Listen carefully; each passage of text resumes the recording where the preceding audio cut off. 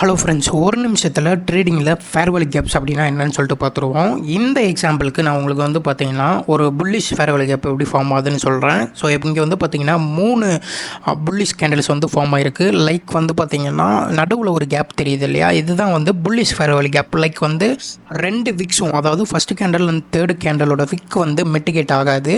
So mitigate ஆகாமல் நடுவில் இருக்க கேப் தான் வந்து பார்த்தீங்கன்னா bullish fair value gap. So இதே வந்து பார்த்தீங்கன்னா பியரிஷ்க்கு 3 டவுன் க்ளோஸ் கேண்டில் அந்த நடுவில் வந்து பார்த்திங்கன்னா விக் மிட்டிகேட் ஆகாமல் கேப் இருக்கும். இதுதான் வந்து பார்த்திங்கன்னா பீரிஸ்க்கான ஃபேர் வேல்யூ கேப். லைக் வந்து நீங்கள் வந்து ஹை ப்ராபபிலிட்டியான ஒரு fair value gap find out பண்ணோம் அப்படின்னா லிக்விடிட்டி ஸ்வீப் பண்ணதுக்கப்புறம் ஃபார்ம் ஆகிற ஒரு ஃபேர் வேல்யூ கேப்பில் நீங்கள் வந்து ட்ரேட் பண்ணுங்கள்.